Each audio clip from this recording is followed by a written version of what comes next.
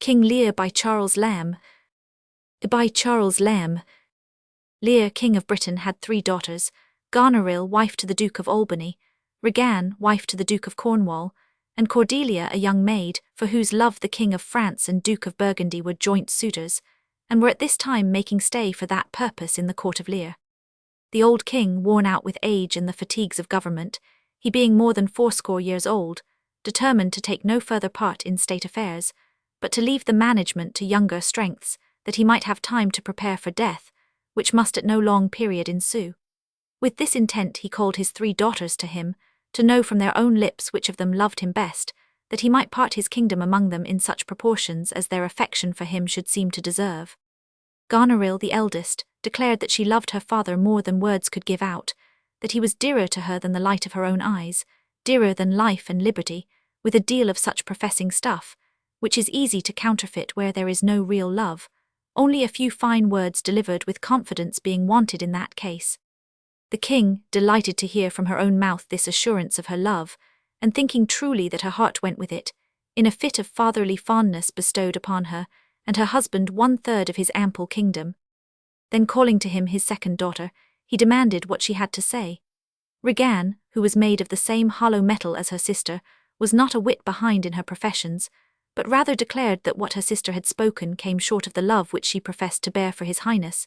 insomuch that she found all other joys dead, in comparison with the pleasure which she took in the love of her dear king and father. Lear blessed himself in having such loving children, as he thought, and could do no less, after the handsome assurances which Regan had made, than bestow 1/3 of his kingdom upon her and her husband, equal in size to that which he had already given away to Goneril. Then turning to his youngest daughter Cordelia, whom he called his joy, he asked what she had to say, thinking no doubt that she would glad his ears with the same loving speeches which her sisters had uttered, or rather that her expressions would be so much stronger than theirs, as she had always been his darling, and favoured by him above either of them. But Cordelia, disgusted with the flattery of her sisters, whose hearts she knew were far from their lips, and seeing that all their coaxing speeches were only intended to wheedle the old king out of his dominions, that they and their husbands might reign in his lifetime, made no other reply but this, that she loved his majesty according to her duty, neither more nor less. The king, shocked with this appearance of ingratitude in his favourite child, desired her to consider her words, and to mend her speech, lest it should mar her fortunes. Cordelia then told her father that he was her father, that he had given her breeding and loved her, that she returned those duties back as was most fit, and did obey him, love him, and most honour him. But that she could not frame her mouth to such large speeches as her sisters had done, or promise to love nothing else in the world. Why had her sisters husbands, if, as they said, they had no love for anything but their father? If she should ever wed, she was sure the lord to whom she gave her hand would want half her love, half of her care and duty. She should never marry like her sisters, to love her father all. Cordelia, who in earnest loved her old father, even almost as extravagantly as her sisters pretended to do, would have plainly told him so at any other time, in more daughter-like and loving terms, and without these qualifications which did indeed sound a little ungracious. But after the crafty flattering speeches of her sisters, which she had seen draw such extravagant rewards, she thought the handsomest thing she could do was to love and be silent. This put her affection out of suspicion of mercenary ends, and showed that she loved but not for gain, and that her professions, the less ostentatious they were, had so much the more of truth and sincerity than her sisters. This plainness of speech, which Lear called pride, so enraged the old monarch, who in his best of times always showed much of spleen and rashness, and in whom the dotage incident to old age had so clouded over his reason, that he could not discern truth from flattery, nor a gay painted speech from words that came from the heart, that in a fury of resentment he retracted the 3rd part of his kingdom which yet remained, and which he had reserved for Cordelia, and gave it away from her, sharing it equally between her 2 sisters and their husbands, the Dukes of Albany and Cornwall, whom he now called to him, and in presence of all his courtiers bestowing a coronet between them, invested them jointly with all the power, revenue, and execution of government, only retaining to himself the name of king. All the rest of royalty he resigned, with this reservation that himself, with 100 knights for his attendants, was to be maintained by monthly course in each of his daughters' palaces in turn. So preposterous a disposal of his kingdom, so little guided by reason and so much by passion, filled all his courtiers with astonishment and sorrow. But none of them had the courage to interpose between this incensed king and his wrath, except the Earl of Kent, who was beginning to speak a good word for Cordelia, when the passionate Lear on pain of death commanded him to desist. But the good Kent was not so to be repelled. He had been ever loyal to Lear, whom he had honoured as a king, loved as a father, followed as a master, and had never esteemed his life further than as a pawn to wage against his royal master's enemies, nor feared to lose it when Lear's safety was the motive. Nor now that Lear was most his own enemy did this faithful servant of the king forget his old principles, but manfully opposed Lear, to do Lear good, and was unmannerly only because Lear was mad. He had been a most faithful counsellor in times past to the king, and he besought him now that he would see with his eyes, as he had done in many weighty matters, and go by his advice still, and in his best consideration recall this hideous rashness, for he would answer with his life his judgment that Lear's youngest daughter did not love him least, nor were those empty-hearted whose low sound gave no token of hollowness. When power bowed to flattery, honour was bound to plainness. For Lear's threats, what could he do to him whose life was already at his service? That should not hinder duty from speaking. The honest freedom of this good Earl of Kent only stirred up the king's wrath the more, and like a frantic patient who kills his physician and loves his mortal disease, he banished this true servant, and allotted him but 5 days to make his preparations for departure. But if on the 6th his hated person was found within the realm of Britain, that moment was to be his death, and Kent bade farewell to the king and said that since he chose to show himself in such fashion, it was but banishment to stay there. And before he went, he recommended Cordelia to the protection of the guards, the maid who had so rightly thought and so discreetly spoken, and only wished that her sister's large speeches might be answered with deeds of love. And then he went, as he said, to shape his old course to a new country. The King of France and Duke of Burgundy were now called in to hear the determination of Lear about his youngest daughter, and to know whether they would persist in their courtship to Cordelia, now that she was under her father's displeasure, and had no fortune but her own person to recommend her, and the Duke of Burgundy declined the match, and would not take her to wife upon such conditions. But the King of France, understanding what the nature of the fault had been which had lost her the love of her father, that it was only a tardiness of speech, and the not being able to frame her tongue to flattery like her sisters, took this young maid by the hand, and saying that her virtues were a dowry above a kingdom, bade Cordelia to take farewell of her sisters, and of her father, though he had been unkind, and she should go with him, and be queen of him and of fair France, and reign over fairer possessions than her sisters. And he called the Duke of Burgundy in contempt a waterish duke, because his love for this young maid had in a moment run all away like water. Then Cordelia with weeping eyes took leave of her sisters, and besought them to love their father well and make good their professions, and they sullenly told her not to prescribe to them, for they knew their duty, but to strive to content her husband who had taken her, as they tauntingly expressed it, as fortune's alms. And Cordelia with a heavy heart departed, for she knew the cunning of her sisters, and she wished her father in better hands than she was about to leave him in. Cordelia was no sooner gone than the devilish dispositions of her sister began to show themselves in their true colours, even before the expiration of the 1st month which Lear was to spend by agreement with his eldest daughter Goneril. The old king began to find out the difference between promises and performances. This wretch, having got from her father all that he had to bestow, even to the giving away of the crown from off his head, began to grudge even those small remnants of royalty which the old man had reserved to himself, to please his fancy with the idea of being still a king. She could not bear to see him and his 100 knights. Every time she met her father, she put on a frowning countenance, and when the old man wanted to speak with her, she would feign sickness or anything to be rid of the sight of him, for it was plain that she esteemed his old age a useless burden, and his attendance an unnecessary expense. Not only she herself slackened in her expressions of duty to the king, but by her example, and, it is to be feared, not without her private instructions, her very servants affected to treat him with neglect, and would either refuse to obey his orders, or still more contemptuously pretend not to hear them. Lear could not but perceive this alteration in the behaviour of his daughter, but he shut his eyes against it as long as he could, as people commonly are unwilling to believe the unpleasant consequences which their own mistakes and obstinacy have brought upon them. True love and fidelity are no more to be estranged by ill, than falsehood and hollow-heartedness can be conciliated by good usage. This eminently appears in the instance of the good Earl of Kent, who, though banished by Lear, and his life made forfeit if he were found in Britain, chose to stay and abide all consequences, as long as there was a chance of his being useful to the king his master. See to what mean shifts and disguises poor loyalty is forced to submit sometimes.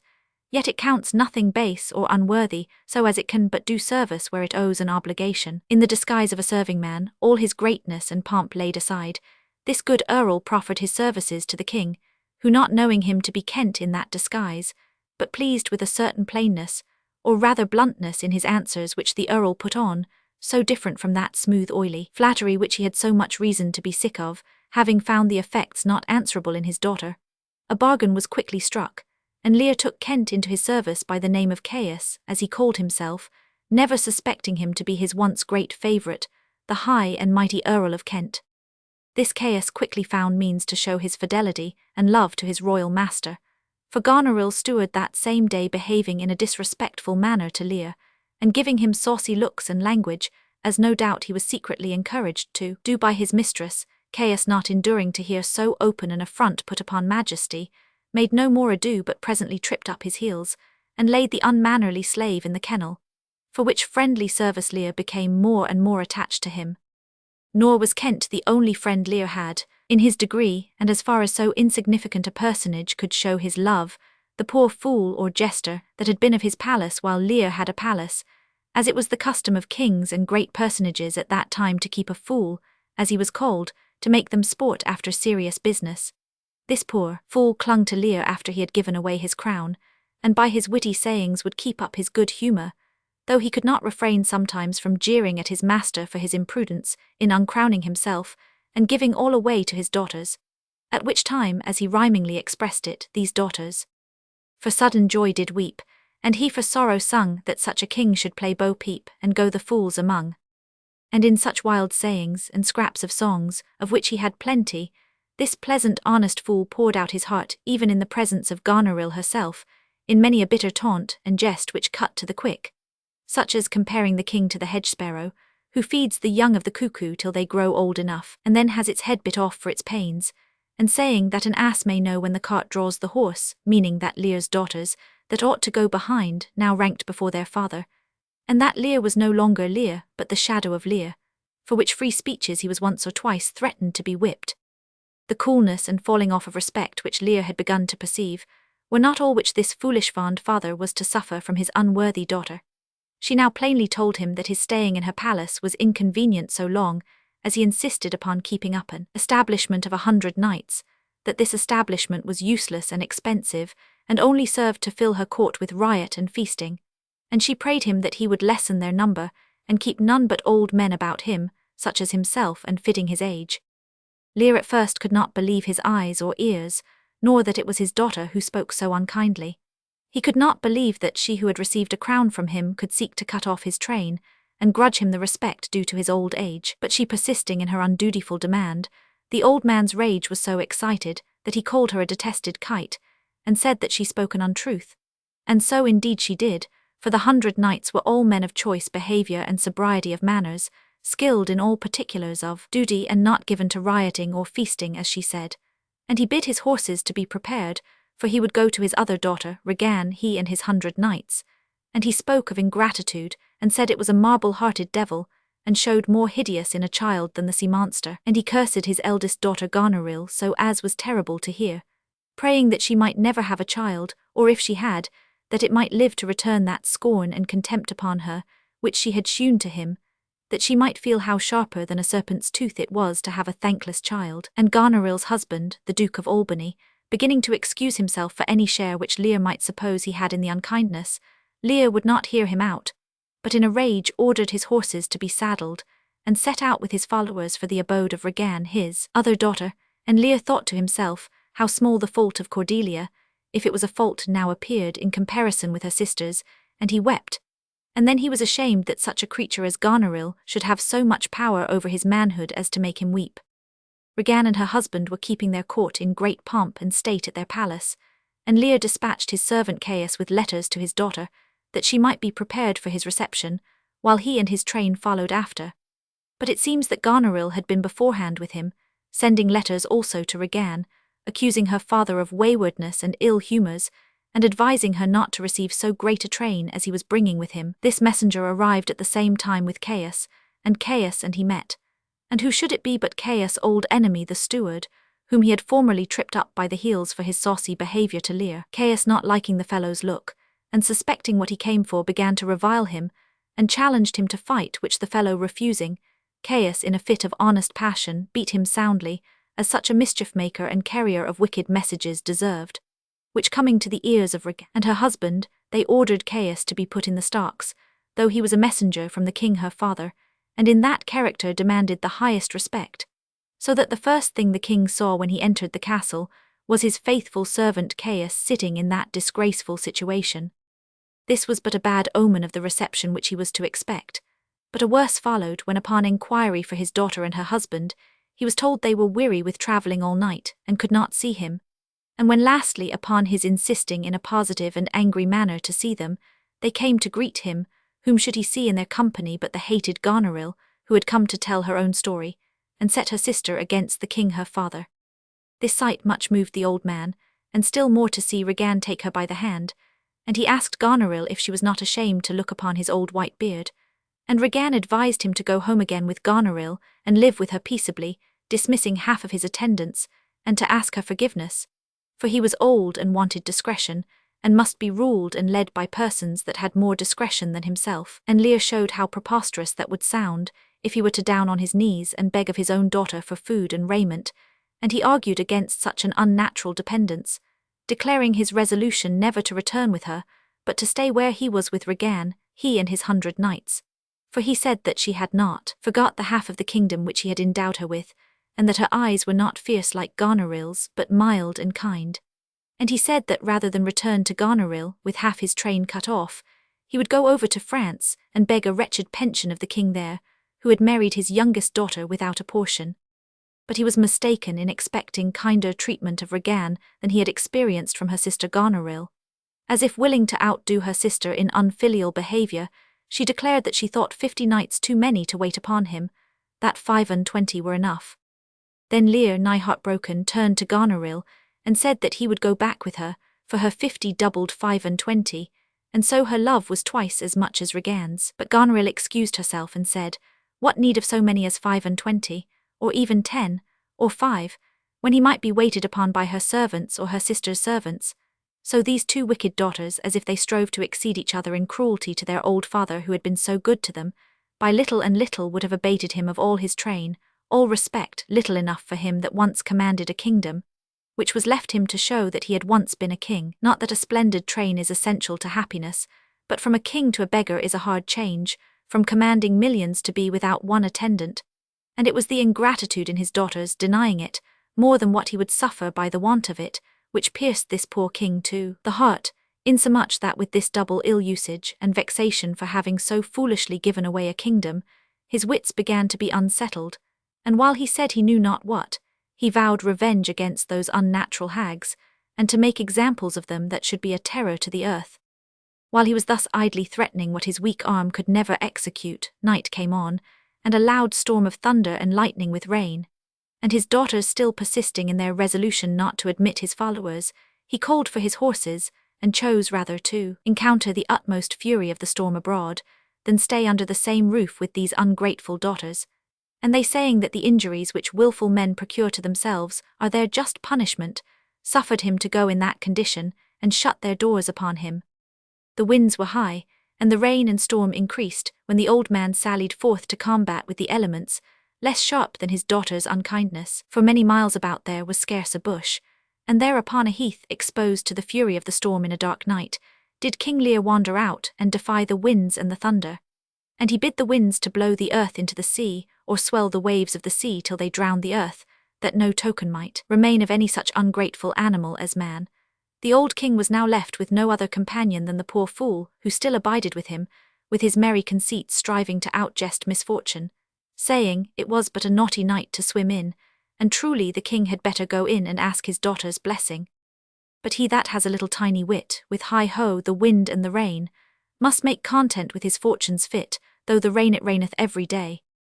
And swearing it was a brave night to cool a lady's pride.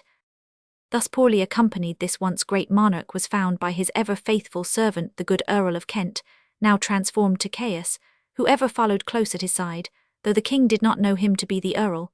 And he said, Alas, sir, are you here? Creatures that love night love not such nights as these. This dreadful storm has driven the beasts to their hiding places. Man's nature cannot endure the affliction or the fear. And Lear rebuked him and said, These lesser evils were not felt where a greater malady was fixed. When the mind is at ease, the body has leisure to be delicate. But the tempest in his mind did take all feeling else from his senses, but of that which beat at his heart. And he spoke of filial ingratitude, and said it was all one as if the mouth should tear the hand for lifting food to it, for parents were hands and food and everything to children. But the good Caius, still persisting in his entreaties that the king would not stay out in the open air, at last persuaded him to enter a little wretched hovel which stood upon the heath, where the fool, first entering, suddenly ran back terrified, saying that he had seen a spirit. But upon examination this spirit proved to be nothing more than a poor bedlam beggar, who had crept into this deserted hovel for shelter, and with his talk about devils frighted the fool, one of those poor lunatics who are either mad or feign to be so, the better to extort charity from the compassionate country people, who go about the country, calling themselves Poor Tom and Poor Turlygood, saying, Who gives anything to poor Tom, sticking pins and nails and sprigs of rosemary into their arms to make them bleed,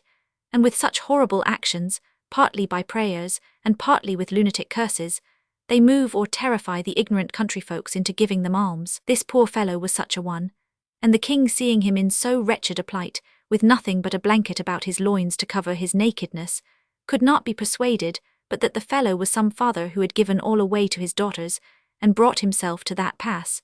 For nothing, he thought, could bring a man to such wretchedness but the having unkind daughters. And from this and many such wild speeches which he uttered, the good Caius plainly perceived that he was not in his perfect mind, but that his daughter's ill usage had really made him go mad.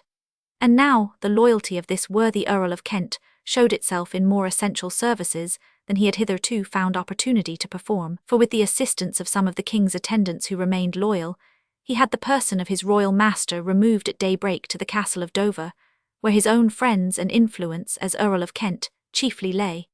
and himself embarking for France, hastened to the court of Cordelia, and did there in such moving terms represent the pitiful condition of her royal father, and set out in such lively colours the inhumanity of her sisters, that this good and loving child with many tears besought the king her husband,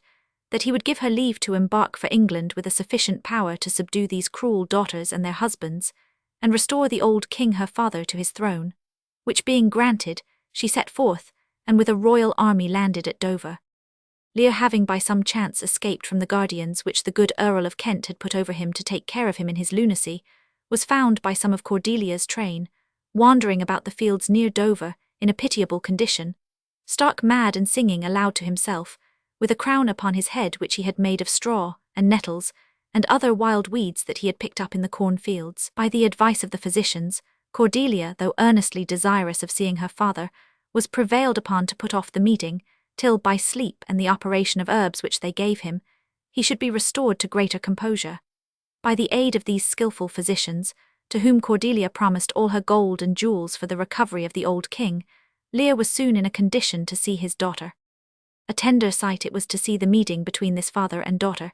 to see the struggles between the joy of this poor old king at beholding again his once darling child, and the shame at receiving such filial kindness from her, whom he had cast off for so small a fault in his displeasure. Both these passions, struggling with the remains of his malady, which in his half-crazed brain sometimes made him that he scarce remembered where he was, or who it was that so kindly kissed him and spoke to him, and then he would beg the standers, by not to laugh at him, if he were mistaken in thinking this lady to be his daughter Cordelia, and then to see him fall on his knees to beg pardon of his child, and she, good lady, kneeling all the while to ask a blessing of him, and telling him that it did not become him to kneel, but it was her duty, for she was his child, his true and very child Cordelia, and she kissed him, as she said, to kiss away all her sister's unkindness, and said that they might be ashamed of themselves, to turn their old kind father with his white beard out into the cold air, when her enemy's dog, though it had bit her, as she prettily expressed it, should have stayed by her fire such a night as that, and warmed himself, and she told her father how she had come from France with purpose to bring him assistance, and he said that she must forget and forgive, for he was old and foolish, and did not know what he did, but that to be sure she had great cause not to love him, but her sisters had none. And Cordelia said that she had no cause no more than they had. So we will leave this old king in the protection of this dutiful and loving child, where, by the help of sleep and medicine, she and her physicians at length succeeded in winding up the untuned and jarring senses which the cruelty of his other daughters had so violently shaken. Let us return to say a word or two about those cruel daughters. These monsters of ingratitude, who had been so false to their old father, could not be expected to prove more faithful to their own husbands. They soon grew tired of paying even the appearance of duty and affection, and in an open way showed they had fixed their loves upon another. It happened that the object of their guilty loves was the same. It was Edmund, a natural son of the late Earl of Gloucester, who by his treacheries had succeeded in disinheriting his brother Edgar, the lawful heir, from his earldom, and by his wicked practices was now Earl himself, a wicked man, and a fit object for the love of such wicked creatures as Goneril and Regan. It falling out about this time that the Duke of Cornwall, Regan's husband, died, Regan immediately declared her intention of wedding this Earl of Gloucester, which rousing the jealousy of her sister, to whom as well as to Regan this wicked Earl had at sundry times professed love, Goneril found means to make away with her sister by poison, but being detected in her practices and imprisoned by her husband the Duke of Albany for this deed, and for her guilty passion for the Earl which had come to his ears, she in a fit of disappointed love and rage shortly put an end to her own life. Thus the justice of heaven at last overtook these wicked daughters. While the eyes of all men were upon this event, admiring the justice displayed in their deserved deaths, the same eyes were suddenly taken off from this sight to admire at the mysterious ways of the same power in the melancholy fate of the young and virtuous daughter, the Lady Cordelia, whose good deeds did seem to deserve a more fortunate conclusion.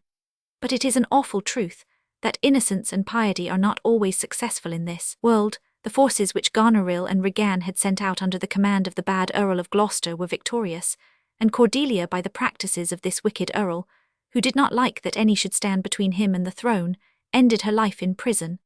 Thus, heaven took this innocent lady to itself in her young years, after showing her to the world an illustrious example of filial duty. Lear did not long survive this kind child. Before he died, the good Earl of Kent, who had still attended his old master's steps from the first of his daughter's ill usage to this sad period of his decay, tried to make him understand that it was he who had followed him under the name of Caius. But Lear's care-crazed brain at that time could not comprehend how that could be, or how Kent and Caius could be the same person, so Kent thought it needless to trouble him with explanations at such a time, and Lear soon after expiring, this faithful servant to the king, between age and grief for his old master's vexations, soon followed him to the grave. How the judgment of heaven overtook the bad Earl of Gloucester, whose treasons were discovered, and himself slain in single combat with his brother, the lawful Earl, and how Goneril's husband, the Duke of Albany, who was innocent of the death of Cordelia, and had never encouraged his lady in her wicked proceedings against her father, ascended the throne of Britain after the death of Lear, is needless here to narrate, Lear and his 3 daughters being dead, whose adventures alone concern our story.